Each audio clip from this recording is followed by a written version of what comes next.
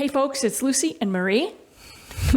Welcome back, and we're going to go into another fascial release technique, which is swinging. This is a nice way to get movement in the layers of fascia. It's also a nice way to unwind it. All right, so we're going to begin with this lengthening, swinging movements for the fascia. And the first one we're going to be doing is really good for the superficial back line. And Marie's just going to show you slowly. It just begins with simple swinging. This is what it looks like from the side. And you don't even have to bring your head below your heart. Please don't if you have any uncontrolled high blood pressure. But this is a nice way to round, and there, where my glasses went. I'm going a little deeper into it, and I threw them away. The other way to do this with a chair, if you don't want to have a seat or do it standing, is to just let go. Make sure that you've got a narrow enough chair that you're not hitting it, but also be careful with your head. And if it's not good for you to go head below heart, keep it up. The reason this swinging is so good, and when we stop, I'm sorry, I forgot to add, notice how Marie is slowly letting that release. And I just came down and slapped my legs. Well, not the best ending for that. But the reason we go into this, just slow it down, easy, it really supports the nervous system, and we're not doing this abrupt stop. It's also really good for the fascial tissue because you're slowly letting it maintain that looseness that you brought to it so that it's maintaining the work that you just did. So the next series of swings that we're going to do are really good for the front and back line.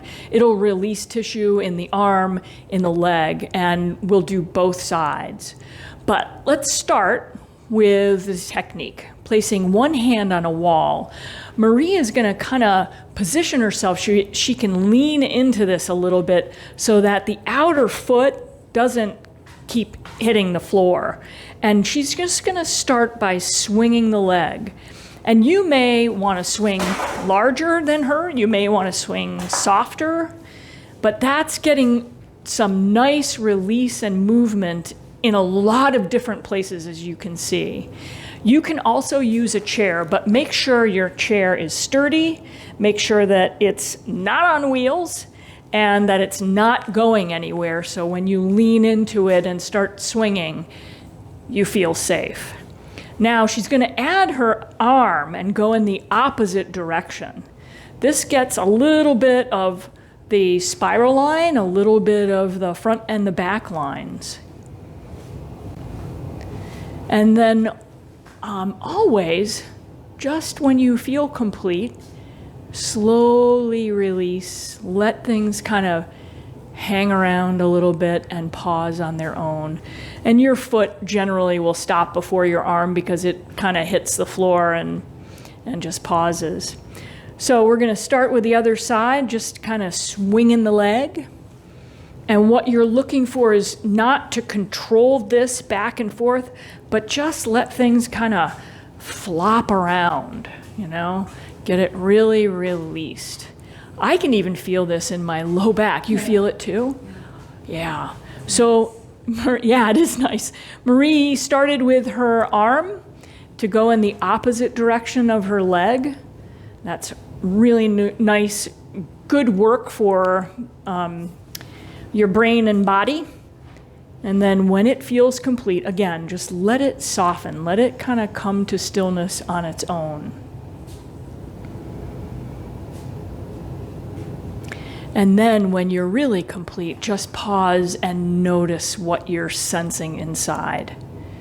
This fascial tissue is so innervated, and it really is tied into proprioception, interoception, what we sense inside the body, exteroception, what's outside, and nociception, our ability to sense, pain. So when we are really in tune, we can feel these subtle sensations in the body after pausing with these swings. The next series of swings is really good for the back superficial line and crossing. We're going to be doing a lot of the spiral line, of the lateral line. This is really good for almost all the lines. Okay, so Marie's going to face the wall and place one hand, doesn't matter which one, on the wall, and bring her leg, just the leg out, and she's going to swing it across and back. And so a lot of times I know when I'm doing this, I feel it here in the low back, nice releases. But I also feel like as I've gotten older, my swing is a little shorter, like it's like a rubber band is back here, and it's like I try to cross and it just whoop, brings me back over. So I know this is really good for me. Marie wants to see that. I'll show it to you. It might just feel like that in my body.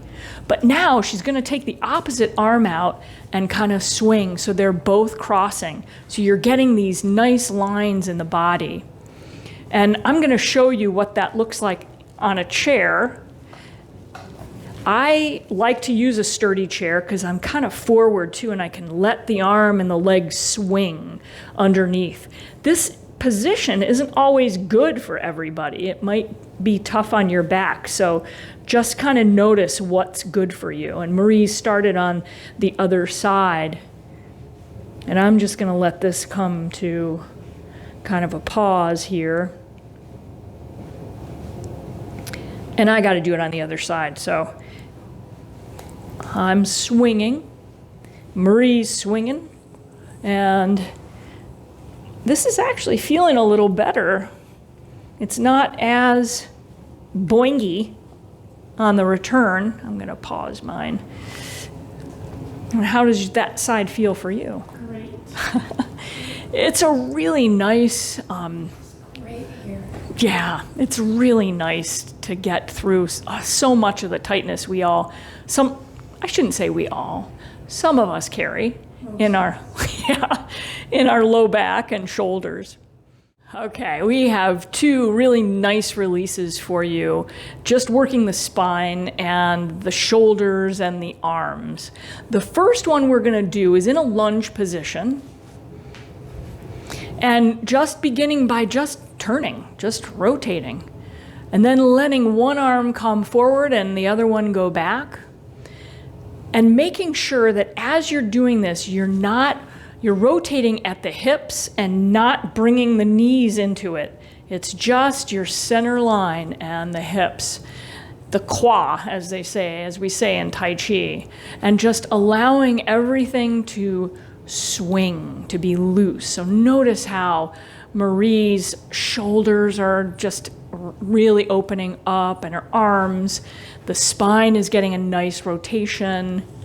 And when you feel complete on one side, just slow that down. Step together and then step back for the other side. And again, just kind of turning and then letting the arms.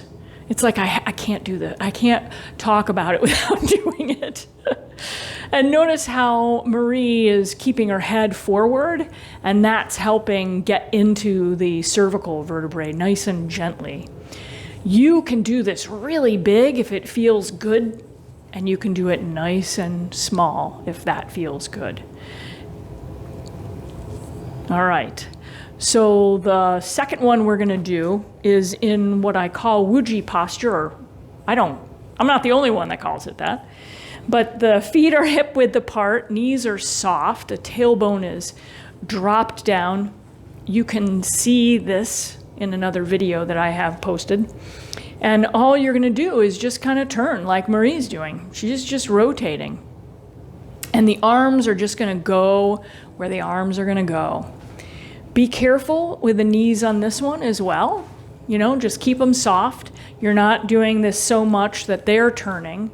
And you want to make sure that it feels really comfortable in the hips and the spine. So she's just showing you also and that how this is working the whole front spiral lines, and you may be able to have your swing like Marie's. She's pretty flexible, but it may be that your arms aren't going there, and that's okay. What's important is allowing this tissue to just swing and open up and get some freedom.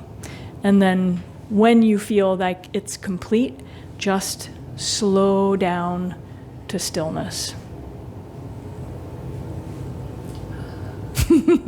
Ah.